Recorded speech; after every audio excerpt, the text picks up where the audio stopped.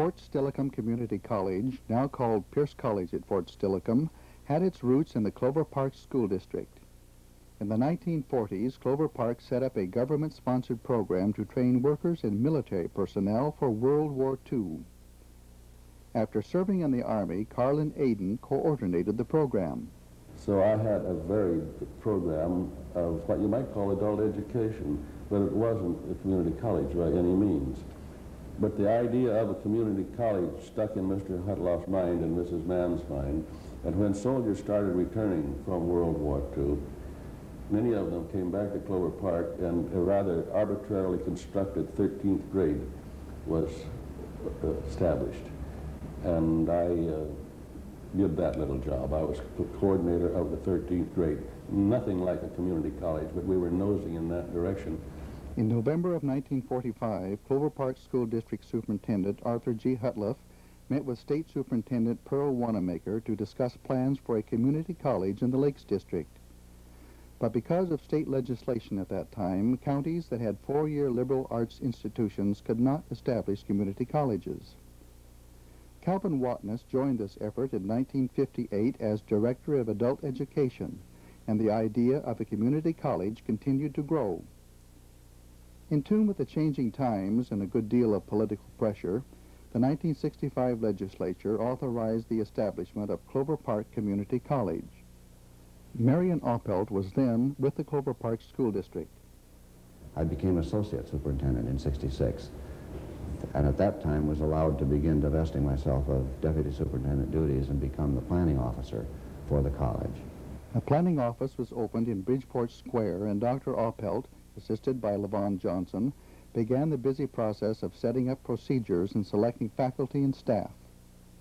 Tom Mooney was the first employee and faculty member hired in the name of Clover Park Community College.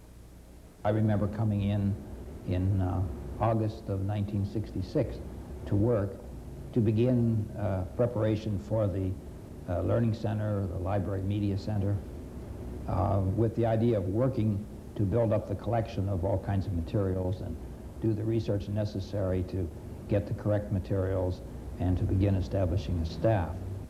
In 1967, the state legislature passed the Community College Act, which separated junior and community colleges from public school districts and set up a new state system. A five-member board of trustees for the new college was appointed by the governor. Gordon Gaspard was the first board chairman.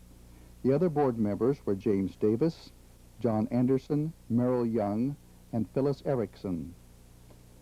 At the first board meeting in April, the new board appointed Dr. Marion Oppelt as president of Clover Park Community College. Calvin Watness was appointed Dean of Continuing Education and Extension Services, bringing along the adult education program he had built at Clover Park. The Clover Park adult education programming was quite significant in terms of numbers, since we had been at McCord Air Force Base and Fort Lewis and Madigan Hospital with adult high school. The count would be somewhere around 850 full-time equivalent students. David Burns was hired as Dean of Instruction and Student Services. The first full-time faculty also began to come on board. Throughout the 66-67 academic year, I had contact on and off with Dr. Oppelt until sometime in early 1967, probably January or February, I was offered a contract and did accept. And I was one of 9 faculty members hired that first year. John Van Druff, Carlin Aden, Ray Kinnaman, who was a PE teacher and is no longer with us, Joanne Dopp, who was Secretarial Science and also has left for, I believe, Arizona, John Callis, Marion Warner, and myself. Heath Cobb, also one of the original 9, recalls the first faculty meeting. There were 9 of us, 9 faculty members, sat down in that room, and it was the first time I'd met any of them. It was more or less a kind of a get acquainted. There wasn't any what I would call discussion about curriculum or organization was more or less a very independent kind of thing. 9 faculty members decided what it was they were going to teach. There wasn't any kind of a grand and glorious organization, curricula, or anything like that. And that's where we started. September of 1967, the community college consisted of the Clover Park Adult Education Program, which had been run by the Clover Park School District, so that we did have instantaneous classes, students, and so on, moving from the Clover Park Adult Education into the new Clover Park Community College. We had some other new classes that started, but the adult education really was the backbone of our original reporting. But the fact that there were many things that the technical school was doing that we couldn't do, and some that we might have liked to do, headed us in a little different direction with our planning. At that time, the business occupations were big in our thinking because there was not enough, there was no competition, and there were jobs aplenty for qualified people. That extended, of course, over a period of time to mid-management. Our theory in the community college planning era was that everybody needed more education than was being offered in high school. Nearly everybody, perhaps I should say. Some were obviously going to leave high school and go right to college or university. Some would need a sampling experience, and then they would make their decision. Mark Brown remembers life as a student at the new college. It really wasn't that bad at all. Almost all of the courses were conducted on campus at Clover Park High School. That was our campus, but we didn't start until 4 in the afternoon. We used their lounge, their cafeteria, their classrooms. The first annual commencement of Clover Park Community College, as it was still called, took place on June 7, 1968, in the gymnasium of Clover Park High School. 9 graduates received their associate degrees, and 120 received their high school diplomas. But after we were formally and finally separated, a year or so, we began to find problems with the multiplicity of Clover Park labels. There was a Clover Park School District, a Clover Park High School, Clover Park Vocational Technical Institute, and now Clover Park Community College. It was decided the name of the college should be changed, so a contest was held and the name Fort Steilacoom Community College was selected in remembrance of the former military fort near the town of Steilacoom and across the road from the site eventually chosen for the college. Administrative offices and the library moved into an abandoned supermarket, later affectionately remembered as Albertson U. Levon Johnson, who was appointed Director of Personnel, recalls the supermarket college. It was a big building and very difficult to heat. The partitions separating the areas were only 8 feet high. Consequently, the noise factor was really bad and very annoying. One experience I do recall was teaching in the far end of one, and Jim Mullen had a psych class teaching in the opposite end, and I could hear his class so clearly, and he related how his students could hear history, so I really think I was teaching history to his class and he taught psych to mine. Only windows were across the front of the building, which housed the Learning Resource Center. We did have a small bookstore, a few faculty offices, a registration admissions area, a board room, a mail and duplicating area, a supply room, a reception area, and administrative offices and clerical areas. Not to be overlooked is the college's first student lounge, a former walk-in freezer. Some of the first classified support staff hired included June Pierce, who was secretary to Dr. Watness and also the first registered student of the new college. Berna Loop, who did clerical work in the evening, and Carl Elliott, who supervised maintenance. The flagpole at the entrance of the Fort Steilacoom campus was placed in remembrance of Carl. Marty Ludina, clerk typist, and Herta Runyon, administrative secretary. Rhea Bennett, who served as instructional and faculty typist for many years. Lucille Hanlon, library technical assistant and cataloger. Audrey Mickelson, secretary to the Dean of Instruction. Pat Garber, accounting assistant on the right. Margaret Williams, secretary to the Dean of Students, and Beth Hanson, who are still actively working in the student services area of the college. During the 1968-69 school year, the teaching staff had grown to include approximately 100 part-time instructors and 13 full-time faculty. Additions to the full-time faculty included Edward Haganaw, mid-management, Troy Polly, business administration, and Beatrice Hennifer, health sciences coordinator. Patricia Newton, who was the first financial aid officer and a counselor, was hired full-time to teach English and develop the Individual Progress Center, now known as the Alternative Learning Center. Lester McCallum, originally hired as a faculty member, soon became part of the student services team and eventually Dean of Students. Okay, I started on January 27th of 1969, and my original responsibilities was teaching, in kind of a catch-all teaching situation, and it was primarily for the first 3 or 4 months out at Fort Lewis. So I taught journalism, business, and political science courses. At that time, I developed some interest, and I think demonstrated to some of the student services people some interest in involvement in student services. Dr. Oppelt felt that a program of guidance and counseling was necessary to help bring out the full development of the individual. Paul Stedman was hired as Dean of Students. He began setting up student support services and working with students who had already, under Dr. Oppelt's encouragement, begun to organize a student government and activities. Mark Brown, the college's first student body president, remembers the camaraderie and atmosphere of encouragement. They recognized that there was a role for student leaders to play in terms of this organization, the community college.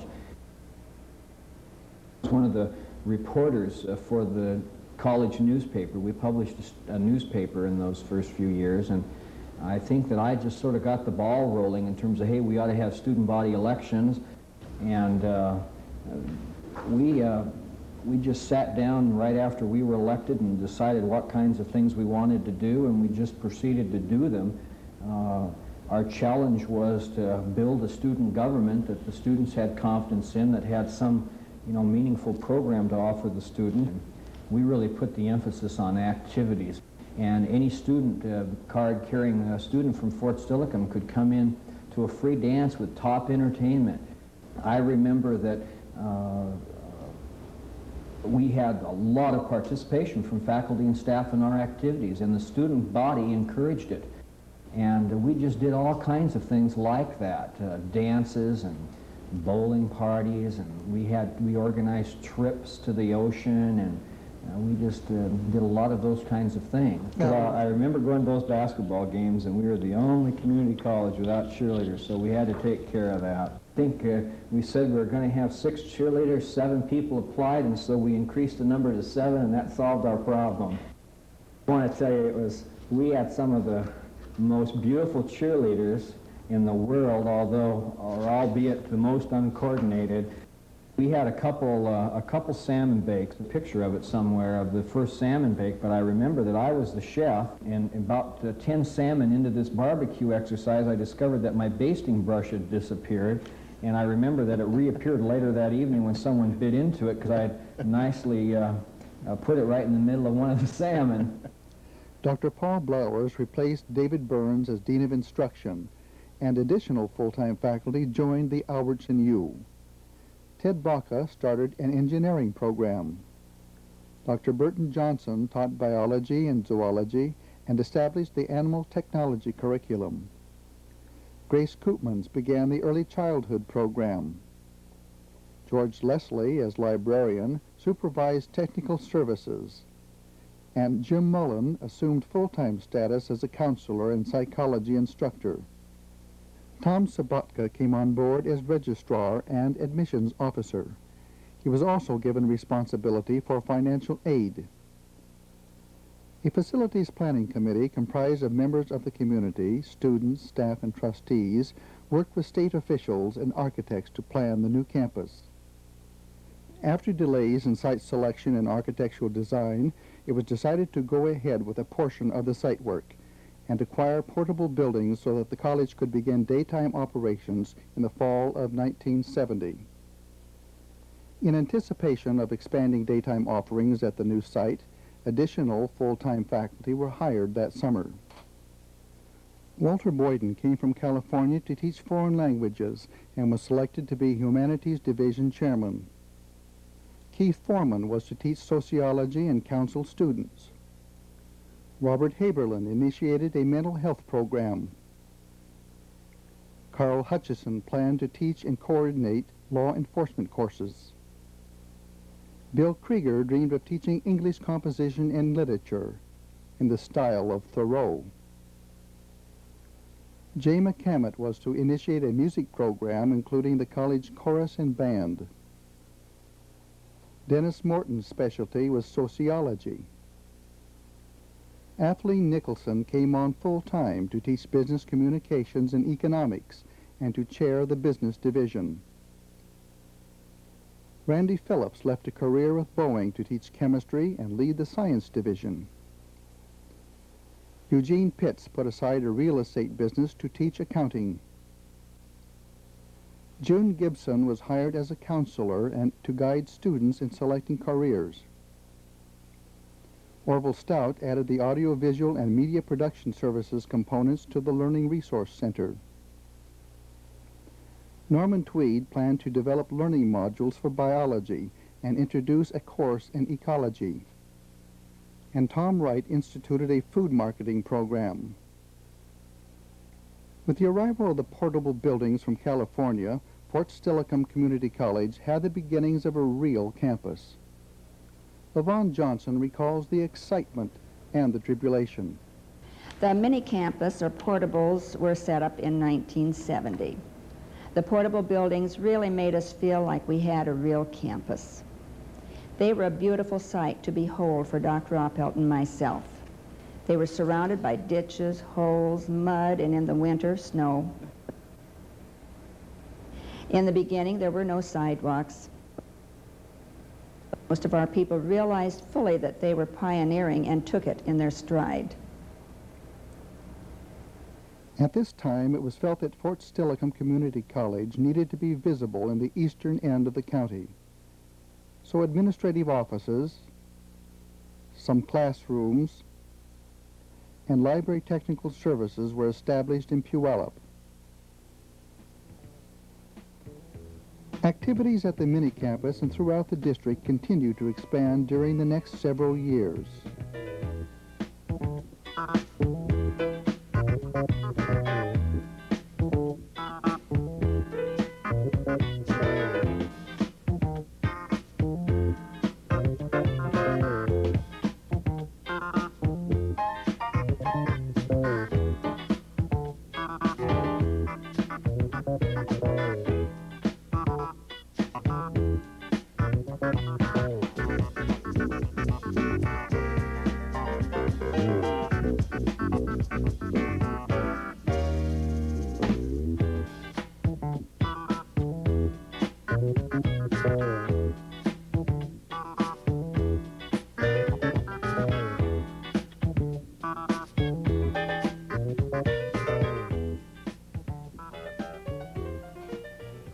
As the student population grew, more faculty were hired to accommodate the need.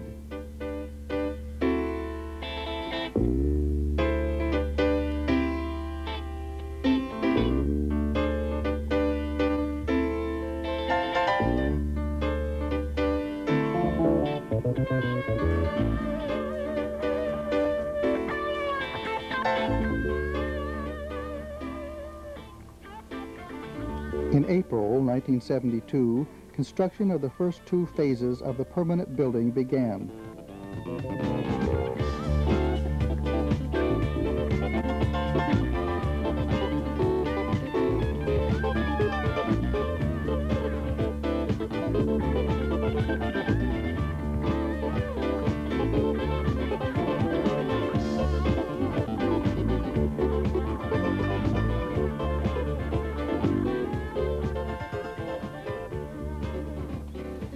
building was ready for occupancy during the fall of 1973, and a new era in the history of the college began.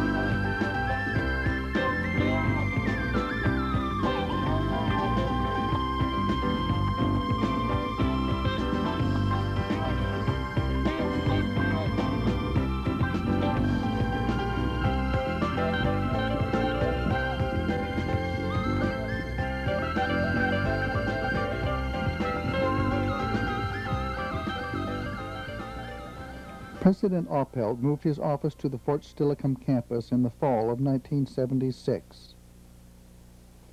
The Puyallup site was continued as a basis for development of extension programs in the eastern part of the district. Shortly before his retirement on June 30, 1977, the new Student Center was named in honor of Dr. Oppelt. And this first chapter in the history of Fort Steilacoom Community College began to close.